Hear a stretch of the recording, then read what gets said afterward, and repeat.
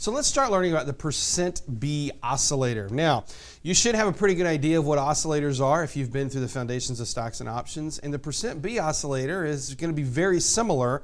Again, the difference is that it's taking that information as a derivative of those Bollinger Bands. Let's learn about it here.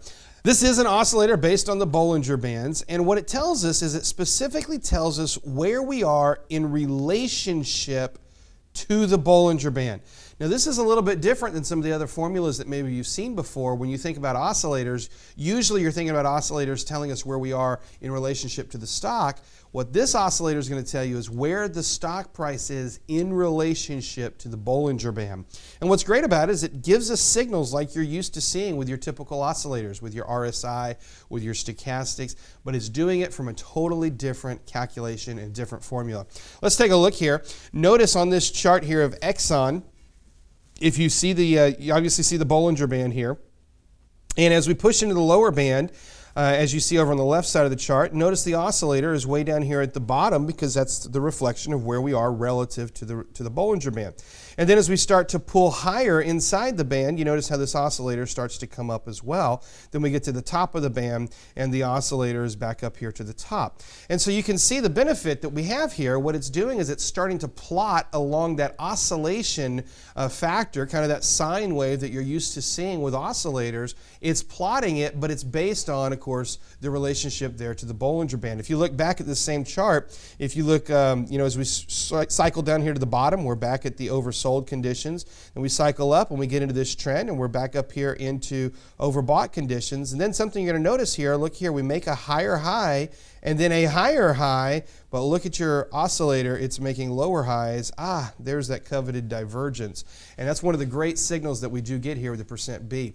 Percent B gives us very solid signals like you're used to getting with, say, for example, your RSI or with your stochastics, but again, it's going to be put inside this framework of the Bollinger Bands.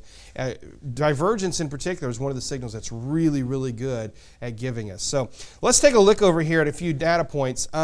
When we think about the formula for the percent B, the formula is actually a formula that you might be familiar with. Here's what it looks like. It's the last price minus the lower band divided by the upper band minus the lower band, and that equals the percent B. Now, if you are familiar with stochastics, you're going to recognize that this is actually the same formula that is used to calculate the stochastics, but instead what Bollinger's done is he's taken that and he's applied it to the band. So he's replaced the last price for the end time period, and he's just altered the numbers a little bit here, but the formula itself is just the exact same formula of what we would typically use to calculate a stochastics indicator, but instead, again, we've applied it here to the Bollinger Bands. Now, let's talk about some of the range definitions. It's really important when we understand oscillators to have an idea of what that range is. If you remember back to your Foundations of Stocks and Options training, you should remember that oscillators typically come in two forms. You've got a range-bound oscillator that's going to cycle between 0 and 100, and then you're going to have a non-bound oscillator that's typically going to cycle over what we call a zero line. For example, the MACD oscillator is a zero line in the center there. It's a non-range-bound oscillator. Well, the percent B is kind of a hybrid there. It's going to look like it's the RSI or the stochastics. It's going to oscillate the same way, but it's not got a definite range to it. It has a definite high and a definite low, but it can move outside of that. And in fact, when we move outside of that, we're getting outside of that standard deviation. We see that reflected there in that percent B. Let me show you how the formula works here. Percent B is not range bound. In other words, there is no definite end to it, but there are definite settings, and here's what they look like.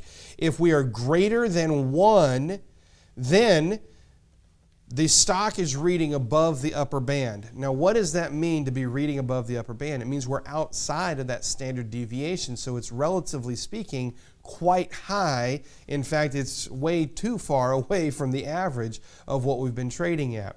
So whenever you see a reading above 1, you know that you're going to be, relatively speaking, rather overbought on this particular trade. Now, if we get down to 1 itself, if the percent B is reading right at 1, then the stock is right at the upper band. And if we go to 0.5, then we are at the middle band. If we get down to 0, then we're trading at the lower band. And if we're below 0, then we're very oversold because we are below the lower band, meaning we're on the opposite side now. We're beyond the standard deviation, below where we should be. So let's come over here and let's take a look, and I'll show you a couple of examples here. Notice right here we're well below the lower band, and look how oversold we are on the oscillator itself. Then what happens? Immediately the trade has to go sideways for a little bit here to get back inside the bands. Now that we're back inside the bands, the trade can continue, but before you know it, we're back outside the bands, we're oversold again. And once you start to see that, you know that you can't sustain this very long. And so certainly, very quickly here, the trade starts to go sideways, and then ultimately we start to have a reversal here. So now let's take a look at the next point. If you notice right as we are at the band itself, you see we're right at the band here, and look at how the oscillator is right at 0.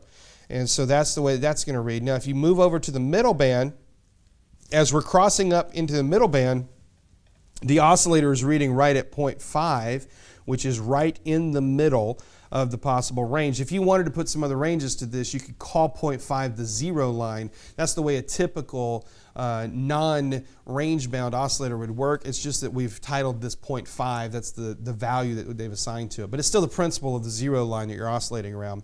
And then if you cycle up here to the top, notice right as you're at the upper band, look at how, well, this closing price was a little bit below the upper band, but right as you're up at the upper band, you're up towards the 1 reading on the oscillator. We bounce back down here to the 0.5, or back to the middle, I should say, and we're back at 0.5. Now, if you come over here to the right side, notice the extremes that we've got. We've pushed well beyond the band here, and we're above 1, so that becomes a very overbought reading. And so immediately, I mean, usually it's within a day or two, when you're that far outside of the band, usually within a day or two, this thing's going to at least correct a little bit to get back inside the band.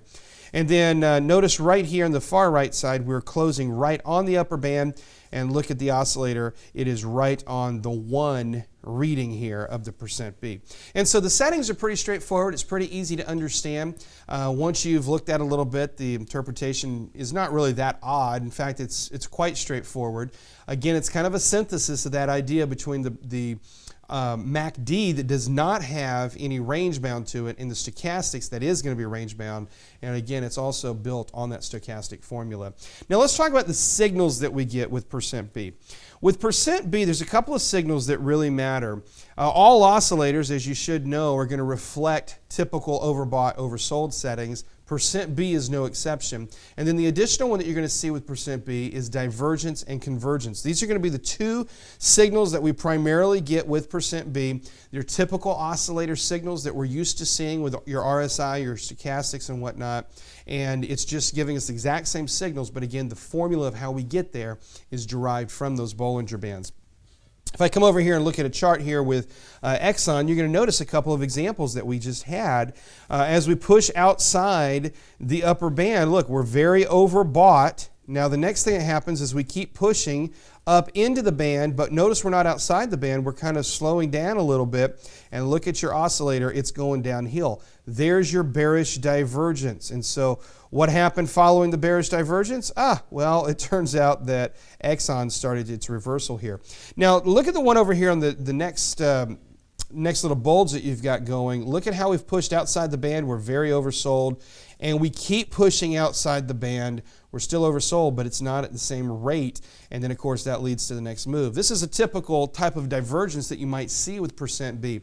A lot of times your divergences will line up with a double top or a double bottom or an M pattern or a W pattern. Sometimes it will look like this right here, where inside the trend itself, part of the trend's pushing outside the band, part of it's not, and you see that slowdown in momentum. You start to see that divergence, and that oftentimes will lead to that reversal that you're looking for there. Now, that kind of sums up all your basic principles of the %B. Again, it's your typical oscillator principles, it's your typical oscillator signals, but it's taken from the Bollinger Bands. The next one we're going to look at is your bandwidth, and we're going to see how the bandwidth can play a major indication in terms of what's happening with the spacing between the bands.